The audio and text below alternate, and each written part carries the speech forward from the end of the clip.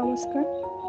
আমরা এই ভিডিওতে 2026 সালে সদ্য প্রকাশিত রাজ্য বাজেটের গুরুত্বপূর্ণ অংশগুলি ছবির মাধ্যমে জানব, যেগুলি সামনে আগত কেন্দ্র এবং রাজ্য সরকারের বিভিন্ন পরীক্ষার জন্য ভীষণ গুরুত্বপূর্ণ হতে চলেছে।